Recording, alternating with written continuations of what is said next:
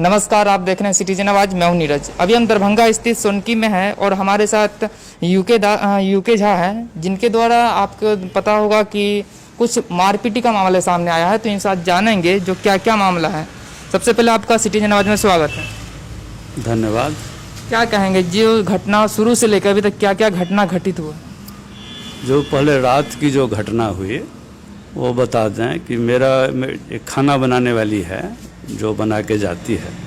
तो जब वहाँ से गई तो फिर उसके चीखने चिल्लाने की आवाज़ आने लगी। मैं अंदर ही था। मैंने अपने आदमी से कहा देखो क्या है। वो लोग गए तो उसको और उसके लड़के को मार रहे थे और बीच में बार बार बहना बहना कह के मुझे भी गाली दे रहे थे। मैं बाहर नहीं निकला। फिर जब मुझे लगा कि इसको जान से मार देंगे तो मैंने थाने में फ़ोन किया बड़ा बाबू को कि जल्दी पुलिस भेजिए, यहाँ कत्ल हो जाएगा। कुछ देर के बाद पुलिस आई, उन लोगों को लेके गई, लेकिन मारने वालों पर में कोई कार्रवाई पुलिस ने नहीं की। तो क्या वहाँ जो कितने बार आप आवेदन दे चुके हैं पुलिस को?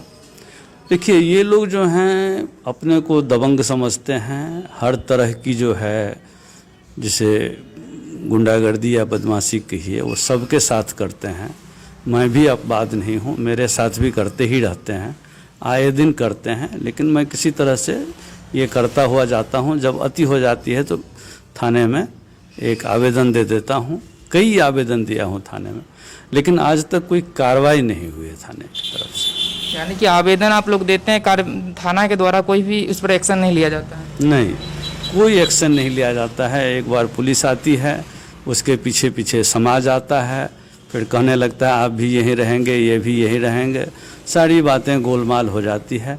फिर दूसरे दिन से उनका वही रवैया शुरू हो जाता है और ये लगातार ये सिलसिला चल रहा है। इसमें कौन कौन लोग शामिल है दबंगों में? जिस तरह से आप बता रहे हैं कि सब लोग आते हैं, धमकाते हैं, मारपीटी का भी मामला सामने आता है, तो इसमें कौन कौन लोग हैं शामिल? 4-5 भाई हैं। रामाशीष यादव हैं, उनका लड़का भूषण यादव है, और रामाशीष यादव का भाई बैद्यनाथ यादव है, उसका एक और भाई संत यादव है, उसका लड़का रोशन यादव है, और उसके 1-2 और रिश्तेदार वगैरह जो हैं जिनको मैं चेहरे से जानता हूँ। नाम पता करके बताना पड़ेगा, नाम नहीं जानता अभी। तो ये सब करते हैं और इन लोगों का यही काम ही है, क्योंकि यहाँ पर इन्होंने ज़मीन लाल झंडे के टाइम में कब्जा किया हुआ है और उसी ज़मीन को बेच रहे हैं, ये कर रहे हैं, हर तरह का ये है। लेकिन जो हमको बाद में पता चला कि कल रात की झगड़ा का मुख्य कारण था कि यहाँ जो सड़क खरंजा बना है, जिसके लिए मेरा भी विवाद चल रहा है कि हमारे दीवार से क्यों सटाए हो, तो उसको लेकर के और आगे नहीं बनाए, सारा पैसा खा लिया गया है। हमने थाने में इस विषय में भी आवेदन दिया है और हमने कहा कि खरंजा हमारे दीवार से सटा हुआ है, कोई गाड़ी टकराएगी तो हमारे दीवार को क्षति होगी। वो सब कुछ नहीं हो रहा है, कोई कार्रवाई। आगे उधर जो हरिजन, अति पिछड़ी जात जैसे मलाह, कमार, मुसहर ये सब हैं, उन लोगों की तरफ का पैसा खा लिया गया। जो खरंजा बना है वो मुख्य रूप से मेरी ही मिट्टी थी, जिसके ऊपर बिछा दिया गया है, जो खुदाई से निकला है, और उसके पूर्व से इन्होंने भर करके उधर से कब्जा करने का ये फिर से इनकी प्लानिंग है। आगे नहीं बनाए हैं। तो मैंने लिखा है और मैंने ग्राम प्रधान जो हैं केदार मुखिया, उनको भी रात में भी फ़ोन किया, आवेदन भी दिया हूँ कि इस विषय में देखिए। और वहाँ जो तकलीफ़ है पीछे में, जो आदमी कीचड़ से जा रहे हैं उनको तकलीफ़ है। एक वो लोहिया स्वच्छ योजना के अंतर्गत में जो बाथरूम बना था यहाँ 4-5-6, उसको भी इन लोगों ने कब्जा कर लिया है, किसी को जाने नहीं देते हैं। उसकी वो जो गंद वाला पानी होता है वो सड़क पे बहा देते हैं। तो इस सब से वो लोग बोलते हैं। तो रात में जो उसकी पिटाई किए हैं, ये मुख्य रूप से कि वो महिला थोड़ी बोलने वाली है, वो बोलती है, और उसको उन्होंने बात को पलट करके मेरी तरफ डालने की कोशिश करने के लिए मुझे गाली देने लगे, बहना बहना कह के। जबकि मैं इस सब से निर्लिप्त रहता हूँ। मुझे बहुत परेशान कर रहे हैं। इशारे से ये भी कहलवाते हैं इतना दे दें, इतना दे दें और आराम से काम करें। मैं हमेशा ये कहता हूँ कि जो कहता है उसको, ये सब इनडायरेक्ट बात नहीं, ज़रा सामने उसको कहो आने के लिए। तो ऐसा यही है। आज भी जब पुलिस में रात में मैंने दिया था, आई फिर वही समाज को लेकर के पुलिस समाज सब हो जाता है, फिर बातों को गोबर मिट्टी लगाने की बात हो जाती है। मुझे मालूम है कल से फिर वही काम शुरू कर देंगे। मतलब आपसे पैसा मांगा जा रहा है? हाँ, इनडायरेक्टली। अच्छा, क्या किसके द्वारा? अब कोई ना कोई ये तो नहीं कहता है कि आपसे पैसा मांग रहा है, वो यही कहता है कि अरे उस करा दीजिए, इन लोगों का भी मकान उकान नहीं बना। हमने कहा भैया यहाँ जितनी ईंट चोरी हुई, सरिया चोरी हुई, सब तो मालूम ही आप लोगों को, थाने में भी लिखा हूँ, वीडियो बना हुआ भी दिखा दिया इन लोगों में से, तो वो सब तो किए ही हैं। अब हम ये तो नहीं करेंगे कि हम देंगे उनको, इस तरह की दादागिरी को तो हम बढ़ावा नहीं दे सकते हैं। जिसके साथ ये घटना हुई है वो कौन थे?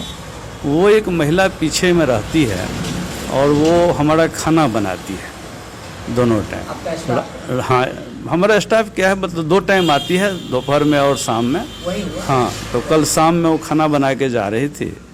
कुछ देर के बाद हमने उसके चीखने चिल्लाने की आवाज़ सुनी। अपने आदमी से कहा देखो वो क्यों उसको कोई मार पीट रहा है। वो लोग जाके देखे तो ये राम आशीष यादव, भूषण यादव जो उसका लड़का है, बैद्यनाथ यादव, संत यादव, रोशन यादव, लेडीज़ भी लोग बताते हैं कि कौन करते, उन लोगों ने बुरी तरह मारा है।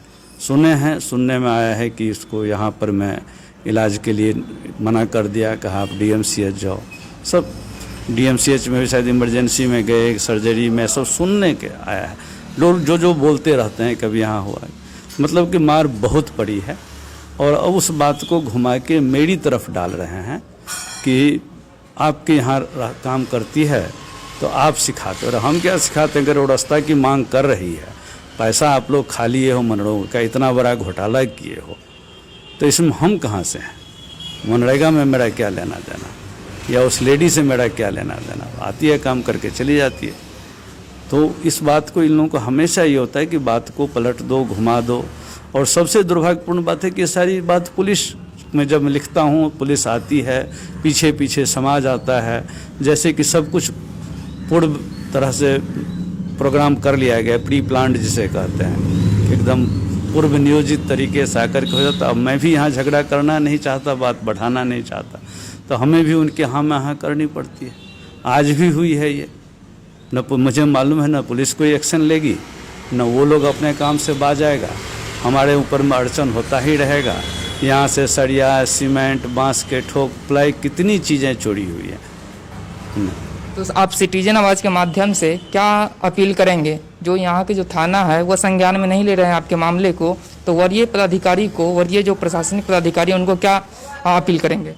हम यही कहना चाहेंगे कि हम बार बार जाते हैं थाने में, इन लोगों को कम से कम एक बार थाने में पकड़ के डांट भी दिया जाए, वो भी नहीं होता है। आज भी हुआ, बस यहीं पर पुलिस आती, इधर ही पंचायत होने। तो मेरा मानना है कि थाना पंचायत घर नहीं है, उसमें जो एग्रीव्ड पार्टी है, जो विक्टिम पार्टी है, जिसको परेशानी हो रही है, उसकी सुनी जाए, उसकी बात को आगे तक बढ़ाया जाए।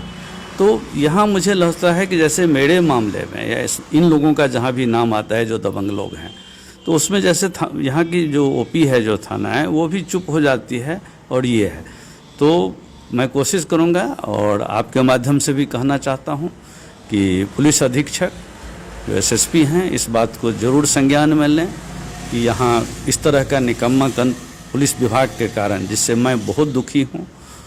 और मैं कोई ऐसा नहीं हूँ, मैं अच्छे पद से रिटायर हुआ हूँ, मैं IITN हूँ अपने टाइप का, लेकिन यहाँ कोई ये नहीं हो जाती है, मुझे ऐसे ही गिना जाता है। सब आके कहते हैं अब तो आप समाज हो गए, दियाद हो गए। भाई हमको कोई रिश्तेदारी थोड़े करना है, यहाँ कंस्ट्रक्शन हो जाएगी, हम हट जाएंगे, हम इंजीनियर हैं इसीलिए यहाँ हैं, बाद में तो डॉक्टर लोग चलाएंगे, ये होगा। लेकिन वो बार बार टारगेट करते हैं, मुझे भी जान से मारने की धमकी देते रहते हैं आए दिन, लेकिन मैं सुनता रहता हूँ, थाने को बता देता हूँ, लिख के दे देता हूँ, कुछ हो नहीं रहा है आज तक। जिस तरह आप आवेदन देते हैं, तो क्या लगता है आपको यहाँ की जो थाना है उसमें दबंगों के साथ मिली भगत है? अब मैं इस तरह की कोई आरोप नहीं लगाऊंगा, लेकिन इतना मैं ठोक के दावे से कहता हूँ कि कुछ न कुछ है जिसके कारण थाना हिचक रहा है इनके ऊपर कार्रवाई करने से। बहुत बहुत धन्यवाद। जिस तरह से इनका कहना है कि यहाँ के जो थाना है वह दबंगों के साथ दे रहे हैं। इन लोगों का कोई मामला अगर आवेदन देते हैं तो सिर्फ पुलिस आती है, जांच करके चली जाती है और कोई भी एक्शन नहीं ले रहा है। तो लगातार सिटीजन आवाज़ का साथ बने रहिए। हम अभी सोनकी से जिस तरह से कवरेज दिखा रहे हैं तो आगे भी दिखाते रहेंगे। धन्यवाद।